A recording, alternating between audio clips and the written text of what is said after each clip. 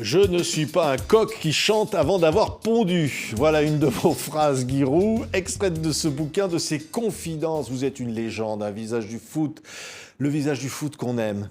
Celui qui vient de la terre, celui qui vient de ces gosses qui réalisent leurs rêves. Plus de 40 ans à la tête de la JOCR, Guy.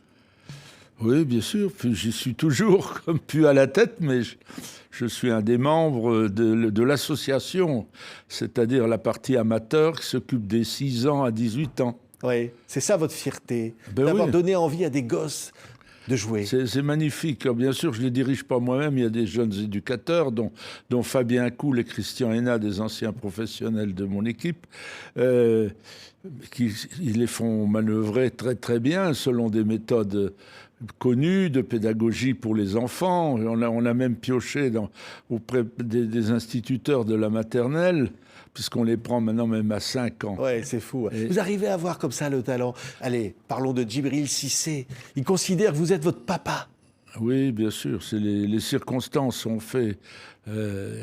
Son papa était un international de Côte d'Ivoire. Et Djibril était le 7e enfant. Et le papa est reparti en Afrique quand le 7e enfant était né. Ouais. Et donc c'est la maman qui est toujours là. Qui s'est occupé. Et puis après, les grands frères se sont occupés des petits. Il avait 2 grands frères qui jouaient au foot en 2e division. Voilà. Ouais, une émission de télé, là, il y a pas longtemps, il pleurait. Il a pleuré, Djibril, quand vous lui avez raconté ça. Oui, vous avez raconté ses souvenirs. Ça lui paraissait invraisemblable que j'ai consacré autant d'efforts à un gamin de 14 ans. Voilà. Moi, c'est venu tout naturellement. On va faire ça. Elle était toute seule, cette maman, avec ses grands-fils. Je l'écoutais. Elle est à Arles, assistante d'une école maternelle, très courageuse. Je lui ai dit, on va lui offrir une fois par mois un voyage, un billet de Marseille à Paris, à Orly, et puis une Clio, puis vous viendrez passer le week-end, les jours où il joue. Ouais. Et puis on regardera le match ensemble, et puis vous repartirez. C'est magnifique. Et on l'a fait, surtout. Ouais. Il dit jusqu'au bout, et ce sera mon papa, Guy. Mais au-delà de ça, quand on voit par exemple un Benzema aujourd'hui, Karim, vous avez de l'admiration pour un joueur comme ça, oui, qui rentre dans l'équipe de France. Et son interview dans l'équipe d'hier ou d'avant-hier est magnifique. Magnifique. Il dit, oui, j'ai rencontré Didier Deschamps. Au bout de 3 minutes, c'était comme avant. Ouais. Bon, ils ont dû mettre un peu plus de 3 minutes, mais voilà. Et il a expliqué pourquoi il est devenu formidable. D'une certaine manière, il a récité ce qu'il fallait faire. Il a dit maintenant, je m'alimente, je m'entraîne. Je m'entraîne toujours, même les jours de repos. Mais c'est ça, c'est pas... Oui. Donc il ne fallait pas l'écarter, Benzema. On entend des hommes politiques du Rassemblement national, par exemple, qui critiquent cette sélection. À ce moment-là, c'était le gouvernement Valls... Et le ministre, qui est un brave homme d'ailleurs du Nord socialiste, c'est eux qui se sont exprimés contre, parce qu'il y avait un dossier en correctionnel. Oui. Alors pendant ce temps-là, le handball, les Karabatiques, vous savez, qui avaient fait une fraude au Paris, étaient tous condamnés en correctionnel. Il a 130 matchs en équipe de France. On ne sait pas occupé de ça. Donc vous dites que c'était injuste contre Karim Benzema. C'était injuste parce que c'était aussi illégal de se priver de lui. Quelqu'un qui est mis en examen, on en connaît d'ailleurs, il continue de travailler. Ouais. Vous ne croyez pas à cette histoire de sextape Ça, je ne sais pas. Elle a eu lieu. Mais que lui ait joué un rôle important, non, c'est impossible, invraisemblable. Les sommes en jeu, c'est une demi-journée de Benzema, même pas. Oui. Donc c'est impossible qu'il ait cherché... Oui, donc Didier Deschamps a bien fait, il va créer un collectif dans cette équipe. Ça ne va pas gêner. Il est resté ami, d'ailleurs, en plus de Griezmann, ils étaient amis à Madrid, et donc ça va bien. Oui, c'est ça le foot. C'est une histoire d'hommes, c'est une histoire de fraternité, d'amitié. Bien sûr, et là, Didier Deschamps, il a deux immenses qualités. Premièrement, il est rationnel. Il ne se laisse pas emporter. Moi, j'ai créé une devise là-dessus. À chaque fois qu'il y a un choix à faire entre l'émotion et la raison, il faut prendre la raison. Et lui, il a pris la raison. Mais là, il était coincé. Voilà. Avec monsieur le président de la fédération, Le Gret, ils se sont coincés eux-mêmes. Ils auraient dû remettre les gens, les hommes politiques à leur place, et pas. Hein. Oui. Et là, on a une bonne équipe de France, là. Vous y croyez? Oui, j'espère qu'elle va... Bon, c'est un peu un championnat d'Europe. Il a été fait sans pandémie. Hein. Comment on va se promener à travers l'Europe avec des avions tous les jours pour faire aller les arbitres, les délégués, tout le monde. Alors, je ne vous dis pas, il ne faut pas calculer le taux de carbone qu'il va y avoir pour l'euro. Là, c'est une folie. C'était généreux de dire on va aller dans des pays où il n'y aura jamais la Coupe du Monde, parce qu'ils ne sont pas assez puissants. On va répartir. Ah oui, mais l'actualité a joué contre ce projet et on le maintient. Mais par contre, le foot, le sport est magique parce que tout était arrêté. On a continué de jouer, sauf la France d'ailleurs. Le principe de précaution, c'est malheureux. Hein. Quand même, on n'a pas non plus, on a arrêté le football. Oui. Ça vous a fait mal, j'imagine. Et ça a ruiné les clubs. Oui. Ils sont ruinés, là. Ils marchent avec les prêts des garanties du gouvernement, etc. Il va y avoir un moment où la vérité, on va tirer le trait en dessous de l'addition. C'est-à-dire, il y en a qui vont... oui. Ben oui. Les emprunts, il faudra les rembourser. On a repoussé d'1 an, mais on n'a pas la date il n'y a pas le mot fin sur la pandémie. Hein, dans le monde entier. C'est ça, mais vous n'avez pas l'impression parfois, Guy, qu'il y a trop de fric dans le foot? Ce projet, par exemple, de Super League, là, ça vous rend furieux, le Real, le Barça, qui veut, évidemment, avec la Juve, comme ça, faire sa propre compétition. C'est quoi? C'est le fric? C'est quoi? Oui, complètement. C'est une honte. C'est le premier mot que j'ai. C'est une honte totale. Parce que c'est quoi? D'accord, il y a des gens braves qui vont voter pour. On regroupe les meilleurs joueurs du monde dans 12 ou 15 ou 20 équipes. Et puis, elles jouent définitivement les uns contre les autres. Ça c'est la maîtrise des Américains dans leur sport. Eux, ils ferment et puis on joue. Et alors, une télé ou un groupement de télé vont acheter ça très cher. Ils auront un auditoire très nombreux. Donc ça ira, mais c'est fini pour les autres. Or, en ce moment, la télé, même s'il n'y a pas... on a cru qu'il y aurait, puis il n'y a pas eu, mais la télé normale, Canal, l'argent, d'accord, il va aux joueurs, enfin non, au club professionnel. Mais il y a la taxe Buffet, c'est 10%. 10% de la télé, ça va à la fédération. La fédération, c'est quoi? C'est les cotisations des joueurs qui prennent une licence.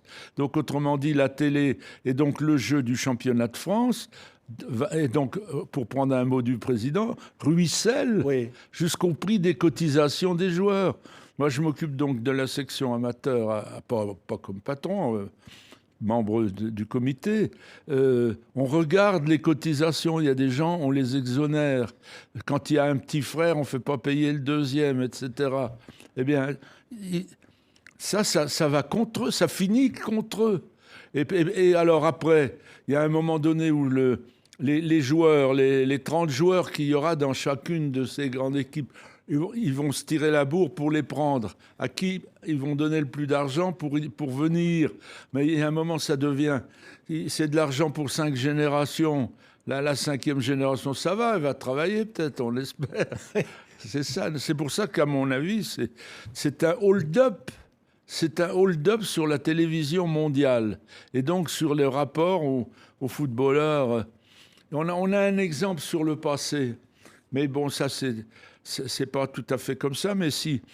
Avant, il y avait la division d'honneur, le CFA et les professionnels, mais il n'y avait pas de télévision. Si vous n'aviez pas un club pro à proximité, que vous étiez en division d'honneur, vous étiez le club de l'élite. vous aviez 1000 personnes. 800, 1000 personnes. Quand vous jouiez dans le deuxième club de la ville, vous aviez 2000. Tout le monde était... Quand il y a eu la télé, au début, on a résisté. On a dit, on joue pas le dimanche pour pas les gêner. Ça a explosé. Ouais. Et maintenant, il y a 20, 50... 70 personnes quand la famille est nombreuse. Ouais. Vous êtes d'une autre, j'allais dire d'une autre génération de tout ça, Guy Roux.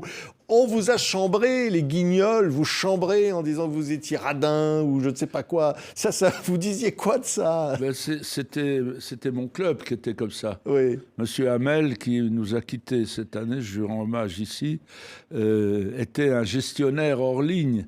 Il a géré le club 42 ans, il a fait 42 comptes d'exploitation positifs. Oui. Mais votre marionnette aux Guignols... Oui, ben c'était la caricature de notre club. Mais ils avaient trouvé une image, là, comme je suis un peu rond, oui, un peu rose quand j'étais au soleil. Et ça vous faisait rire ou pas? Ils avaient un talent fou. Alors ça m'a beaucoup amusé jusqu'au jour où ça m'a moins amusé. Et puis tout d'un coup, j'ai eu une offre pour une publicité, parce que je représentais justement la bonne gestion française. Alors j'ai dit, allons-y. Et puis à un moment, ça s'est tassé. Et bon, on ne fait pas toujours la même chose. Là. Quand j'ai vu que ça se tassait, j'ai dit, s'ils me remettent, je fais un procès. Oui. Ça les a excités, ils m'ont remis encore pendant 1 an. Vous avez refusé une seule pub, c'était pour les pompes funèbres. Oui. Ah, ça, non. Non, parce que j'étais choqué. Oui. La mort de Tabarly en mer m'avait énormément... Parce que c'est lui qui représentait les pompes funèbres avant. C'est lui qui avait le contrat. C'est lui qui avait signé le contrat. Et l'entreprise de publicité m'a appelé en me disant, voilà, monsieur Tabarly est mort, notre contrat, il est fait. Est-ce que vous voulez faire le contrat? Prendre la relève pour représenter les pompes funèbres. Voilà, oui. Ouais. Alors, la première chose qui m'a arrêté, c'est Tabarly. Moi, j'avais trop de respect pour lui. J'ai dit, comment voulez-vous que je place là? Tant pis pour vous, il est décédé, les gens. Bon, enfin, donc j'ai refusé. Puis après, j'ai dit, t'as bien fait. Bon, pour moi, les pompes funèbres, je ne peux pas faire de la publicité. Je vais être client un jour, mais pas plus. Vous êtes la vie incarnée, Guy Roux. La passion. À quoi vous avez commencé en 1943 à taper dans un ballon? Et alors vous dites qu'il faisait 3 kilos le ballon. Hein? Ben, quand il pleuvait, oui, c'était en cuir. Alors, oui. Vous voyez, c'était dans mon village. Parce que le village était très occupé par les Allemands, parce que la commandanture était dans le dernier château de Charles le Téméraire contre Louis XI, dans l'anse de Lyon, où il y avait mon village. Et donc, il y avait les colonels et tout germains, et les soldats le dimanche, permission, ils venaient au match. Et dans l'équipe de la Jihad, pas de la Jihad, à Poigny, de mon village, il y avait des résistants qui venaient de la forêt, faisaient le match et retournaient dans la forêt. C'est incroyable. Incroyable, hein. D'ailleurs, j'ai une paire de chaussures de l'un de ces résistants. De foot. Ouais. Je le vois encore, il descendait en vélo. 44 ans à la tête de la JOCR. Hein. Ça, c'est absolument dingue. C'est fou. Enfin, je veux dire, vous êtes le recordman. Vous avez défilé un nombre de joueurs... 600. 600. Oui. Oui. C'est beaucoup. Je ne me souviens pas de tous, mais malheureusement, je suis en train d'en perdre. Oui. Mais la vie, oui. Le dernier que j'ai perdu, vous vous rendez compte, Bruno Martini, 50 et quelques années. Bon, ça, c'est le truc pire, mais après, il y a ceux qui sont plus vieux que moi, c'est un peu leur tour. Puis après, ça sera moi. Oui. Mais il y a tellement de souvenirs. Tiens, vous parlez de Basile Boli dans ce bouquin. Oui, pour votre chaîne. Oui. Parce que il avait 13 ans et demi. À ce moment-là, ce jour-là, il avait 16 ans. Et il jouait dans l'équipe, et donc il devait faire la sieste obligatoire au centre de formation. Et moi, j'arrive vers le stade, et il débouche. Il me refuse une priorité à droite en mobilette, alors qu'il n'avait pas de mobilette. Donc je l'ai arrêté, je dis viens derrière moi. J'ai attaché la mobilette à un poteau, je dis va dormir. Là-dessus, à 4 heures, un envoyé d'Antenne 2, enfin de l'ORTF, vient faire un film sur Basile Boli, le plus jeune joueur de France. Je dis, oh, me parlez pas de celui-là, d'ailleurs sa mobilette, elle est là. Et le gars, de très bon, votre collègue très bon, c'était pour le sport dimanche, vous savez, à 19h. Il a filmé la mobilette. Et cette émission était retransmise en Afrique. Et j'ai reçu des lettres d'Afrique, de quoi faire une collection de timbres, libérer la mobilette de Basile.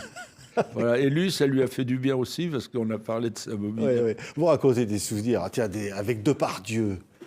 Ah, vous en faites des vertes et des pas mûres avec Gérard. Ah ben, Gérard Depardieu, bien sûr. Je le connais parce qu'il avait tourné un film, L'Instituteur, avec des enfants du 93. Et alors, récompense, que vous voulez quoi? On veut aller voir jouer au cerf. Ils ont fait un autobus, ils ont mis tous les gamins qui avaient joué Ils sont venus à notre match. Puis après, on veut voir les joueurs, ils sont venus dans les vestiaires. Puis dans les vestiaires, ils ont tout fauché. Les maillots, les chaussettes et tout. Alors, Depardieu, on lui a dit, alors, bon, il dit, bah, c'est rien. Et il a fini la saison avec nous. Il est venu à la finale de la Coupe de France. Il nous avait fourni des colosses pour nous protéger dans le stade de Marseille, qui était un peu chaud à ce moment-là. Enfin bon, et puis là, c'est un homme qui est plein d'humour et de poésie aussi. Hein. Quand il chante Barbara, c'est pas rien. Ah oui. Oui, oui. Et de tout ça, finalement, vous dites à chaque fois, c'est une aventure incroyable, parce que c'est des rencontres. C'est quoi, finalement, votre vie, Giroud? Oh ben, y a des longs moments dans ma forêt. Hein. Oui. Là, en ce moment, j'étais très touché, parce qu'il y a une épidémie, un virus qui tue les carpes. Alors, oui. J'ai un petit étang et toutes mes cartes flottent. J'étais désolé. Oui. C'est la première fois que ça arrivait après 25 ans. Vous voyez, c'est quand même... Oui. Et dans tout le département, les étangs, les carpes allant en l'air. Vous qui avez connu les présidents de la République, Sarkozy, Chirac, qui connaissait rien au foot, vous aimez être auprès de votre étang. Mais tiens, parlez-moi de Chirac. Oui, alors... Vous connaissez rien. Monsieur Chirac me décore, on va sur proposition, etc. Donc, j'ai fait tout le département. Tous mes ennemis étaient là. Ils sont venus à l'Élysée. Bon. Son secrétaire général de l'Élysée, Bertrand Landrieux, le préfet Bertrand Landrieux, était de mon village, était dans mon équipe de 12 ans dont je m'occupais quand j'avais 17 ans. Donc, on était intimes. Et il m'a décoré le texte, vous savez, il dit un texte, Giroud est un chantre du Chablis dont il possède quelques arpents. J'ai appris sa phrase par cœur. Alors, fort de cette phrase, j'ai fait 2 caisses, une pour Bertrand Landrieux, une pour lui, je les ai envoyées à l'Élysée. J'ai mis à Bertrand, assure-toi qu'elle arrive bien, qu'on ne va pas l'ouvrir. Et j'avais mis une lettre de remerciement et j'avais mis surtout, laissez-le reposer au moins 1 mois à une température de 12-13 degrés. Et le lundi matin, non le mardi, coup de téléphone, l'Élysée. La secrétaire du club était folle. Elle dit, qu'est-ce que c'est? Monsieur Chirac, Monsieur Roux, je ne vous ai pas décoré pour avoir du Chablis. Nous vous avons désobéi avec Bernadette et sa fille. Nous avons ouvert une bouteille. C'était excellent. Merci. Ça, c'est magnifique. Non, mais et donc, vous dites qu'il ne connaissait rien au foot. C'est vrai, ça? Ah, bon, je n'ai pas fait passer... Quand vous voyez, oui, on a des images célèbres. Je n'ai pas fait passer un examen, vous comprenez. D'ailleurs, dans ce bouquin, à la fin, il y a des questions. Hein. Ça, c'est génial. Puis alors, il y a aussi des citations. Alors, on ne dira pas que c'est de la grande philosophie, mais c'est vous, 10 phrases cultes. Je cite la toute première qui est citée. Hein. J'adore tous les publics, à commencer par celui de Marseille. Je me suis fait traiter d'enculé 20 matchs de suite au Stade Vélodrome. Pourtant, je n'y vais pas à reculons. Ça, vous assumez une phrase pareille. Oui, à peu près, oui. Oui. Oui. Parce que vous dites qu'il faut avoir de l'humour. Quand on fait les chochottes, en ce moment, on fait de la correction mot à mot à la télévision. Celui qui s'écarte il dégage, ou il prend dans la figure et tout. Et moi, c'est ce que j'ai dit là est rigoureusement vrai. Quand il y avait la composition de l'équipe, Charbonnier, entraîneur, Giroud, et alors là, 20 000, enculé. Et je venais au Parc des Princes la semaine suivante, j'allais à l'échauffement, je passais devant l'arrière et disais « Paysan, paysan, paysan ». Ça, c'était pas une insulte pour moi, mais tous mes ancêtres, depuis les Gaulois, sont des paysans. Et Après, composition des équipes, Martini, entraîneur Giroud. Oh, enculé! Alors j'ai fait le total, ça faisait 1 300 000. Et j'ai dit, moi, si on me donnait 1 franc à chaque... Bon, faut s'amuser un peu de tout, sur tout ça. Oui. Mais là, je suis offusqué en ce moment. Pourtant, j'essaye de parler français, vous entendez? Pas un français, mais un français normal. Je suis offusqué de la chasse à tous les détails qu'on fait. Oui. C'est-à-dire, au fond, vous avez le sentiment qu'on n'est plus libre. Voilà, exactement. Il y a une censure extraordinaire. Mais Brassens, il n'aurait jamais pu chanter. Il aurait été obligé d'aller chanter à la messe. Oui. C'est-à-dire, vous parliez comme ça aux joueurs? Vous leur parliez, vous rigoliez, vous racontiez des blagues? Comment ça se passe? Il y avait des moments pour les blagues et des moments pour les pas blagues, évidemment. Quand on était mené à 0 un quart d'heure de la fin, ça rigolait pas. Ah oui, alors là, vous étiez dur. Non, le problème, c'est que c'est un métier particulier, le football, enfin le sport professionnel. Vous ou moi maintenant, etc. Que feras-tu le samedi 26 octobre? Je ne sais pas. Peut-être je travaillerai, peut-être je ne travaillerai pas. Un footballeur, il prend son calendrier. Le 26 octobre, je serai à Bordeaux à 20h. Ah bon? Il sait déjà tout ça. Mais à ce jour-là, il faut qu'il soit bon. Le 26 octobre, de 20h à 22h. C'est un métier comme ça. Le boulanger, que te feras-tu le 26 octobre? Eh bien, je ferai du pain. Oui. Tandis que là, c'est spécifique. 40 ou 50 fois par an, il faut qu'il soit bon à une heure précise pendant 1h30. Ça veut dire qu'on rigole pas, quoi. Ah ben non, là, vous êtes... Mais on ne rigole dans aucune équipe. Moi, des fois, le dimanche, maintenant, je vais dans un village voir un match au milieu des gens. Mais ça rigole pas. C'est même un peu dommage quand ils s'en prennent à l'arbitre ou qu'ils s'en prennent à... C'est la passion totale, c'est un jeu. Mais des fois, ça va trop loin. Des fois, il y a quand même le public... Pas tant que ça. Ouais. On a vu les hooligans, on a vu tout ça, dans les violences sur les terrains. Il y en a, c'est l'humanité de temps en temps. On l'a vu aussi dans les rues de Paris. On a vu les gens démolir des magasins de petits commerçants qui étaient comme eux des gens pas riches et qui sont ruinés à cause de ça. C'est l'humanité qui déraille de temps en temps. Ouais. Ça veut dire que le foot, c'est le reflet de l'humanité. Si vous diriez, c'est une glace. Ouais, c'est quoi? C'est une glace qui vous renvoie l'image. Comment ça? Eh bien, si vous êtes... L'humanité n'étant pas un corps pur, ça vous renvoie avec vos défauts. C'est-à-dire tout. C'est-à-dire le type qui triche, le type qui... Il y a tout. Oui. Simplement, il y a aussi la répression. C'est-à-dire les cartons jaunes, il y a les cartons rouges, il y a les suspensions. C'est organisé comme la société. Oui. Et il y a les mêmes travers. On reproche sur tel ou tel méfait que la commission des disciplines n'a pas été assez sévère. Ou au contraire, qu'elle a été trop sévère. Ou bien qu'elle a été partielle. Puis souvent, on s'en prend à l'arbitre, comme dans la vie d'ailleurs. Hein. Oui, mais bon, alors on protège les arbitres. C'est normal qu'on protège les arbitres, comme dans la société, on doit protéger les policiers et les juges. Oui, c'est ça. C'est exactement le reflet de la... Mais à travers un jeu. Oui. Alors le miracle, c'est que c'est un jeu qui joue avec les pieds, alors que l'humanité, quand l'homo sapiens a commencé à se redresser et à marcher sur 2 pattes au lieu de 4, n'a plus que 2, n'a atrophié ses orteils, qui ne peut plus rien saisir, et il se sert à peine pour monter les escaliers ou dans un autobus de ses pieds, c'est devenu un art mondial et une activité mondiale pour les hommes et maintenant pour les femmes. C'est ça qui est fantastique. Tant mieux. Tant mieux, il en faut. Enfin, on peut se poser la question quand même, mais bon, c'est curieux. Oui. Mais alors, vous vous énervez quand on vous dit « Ah, c'était mieux avant, le foot ». Vous n'êtes pas d'accord avec ça? Non, je suis... Cette phrase-là, moi, je suis toujours avec les jeunes. Et cette phrase-là m'horripile aussi dans la vie courante.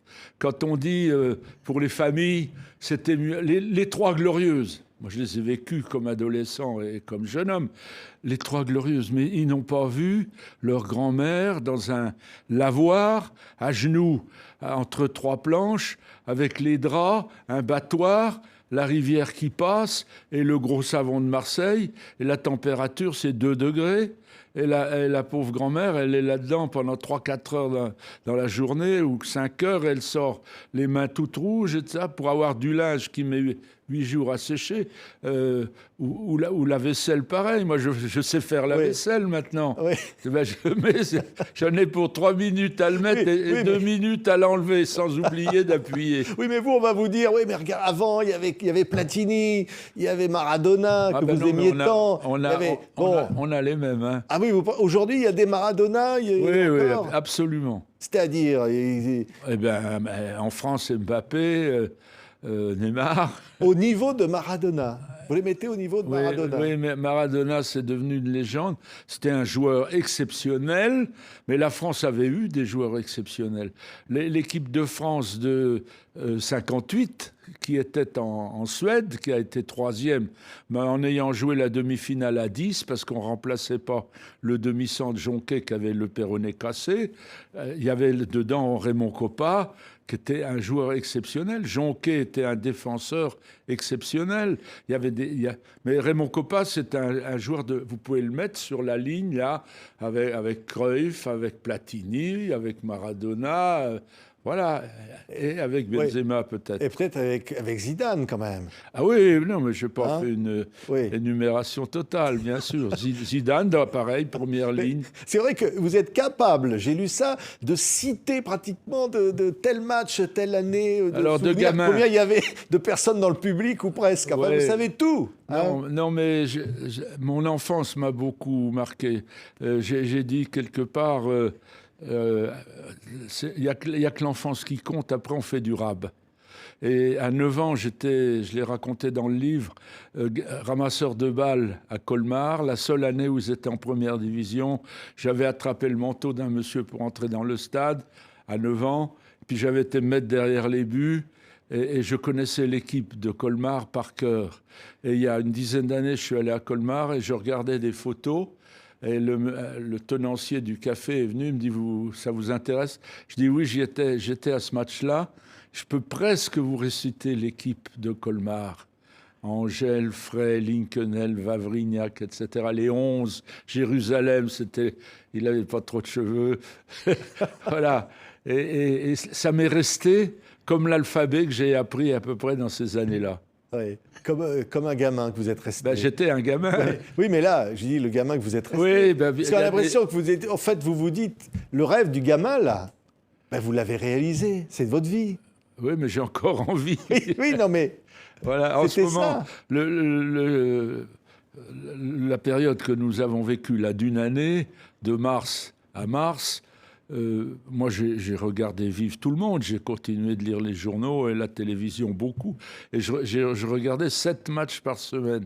Et puis le vélo, le Tour de France. On a suivi Virenque pendant 2 mois dans tous les cols des Tours de France successifs. Je peux dire que j'ai pas été malheureux. J'ai plaint, bien sûr, les familles qui étaient regroupées dans un appartement trop petit ou même de bonne dimension, mais enfin, qui ne pouvaient pas sortir. Moi, j'avais 1 kilomètre autour de chez moi. J'avais droit à 1 kilomètre. Alors, j'avais tracé mon kilomètre parce que j'essaye d'être un citoyen exemplaire dans ces circonstances-là. Je connaissais les chiens de tous les pavillons en faisant mon kilomètre tous les matins. J'allais presque dire, c'est pour ça qu'on vous aime. C'est pour cet homme que vous êtes. Enraciné comme ça. Merci, oui, bien sûr. Et au fond, quand vous regardez la télé et que vous voyez des matchs, vous revenez entraîneur un peu, vous vous dites « Ah non, mais là, il ne fallait pas faire ça. » Bien sûr, j'analyse aussi, oui. C'est certain. Oui. Et toujours la même passion. Oui, exactement. Et votre télé, j'étais content que vous m'appeliez parce que vous êtes une télé mondiale. Ouais. Et en radio, je suis allé à RFI. Oui, donc il y a peut-être un message à passer dans le monde entier, parce que dans le monde entier, vous êtes connu dans le monde entier. Oui, non, francophone surtout. Francophone, et puis un petit peu en Angleterre, un petit peu en Allemagne, beaucoup en Belgique, en Suisse, bien sûr. Oui. De quoi vous êtes le plus fier, Giroud? D'avoir donné du bonheur à chaque fois que j'ai participé à quelque chose qui était bon, qui était beau, qui était bon. Et j'ai terminé dans un chapitre, je crois, ça m'émeut même quand je le raconte. J'avais un jeune de La Réunion qui s'appelait Assati, qui s'appelle toujours Assati d'ailleurs, qui est un chef des sports dans une commune de la Réunion où je suis allé. J'arrive dans le stade, nous arrivons 2 heures avant, je vais sur le terrain désert, je regarde, dans une tribune, il y avait ses parents. C'était la première fois qu'il jouait en Coupe d'Europe. Pour moi, c'est le symbole de la joie que nous avons donné. Merci Giroud. L'émotion est là. Ça s'appelle Les Confidences, et publié chez Talent Sport. Merci, Merci d'avoir été là.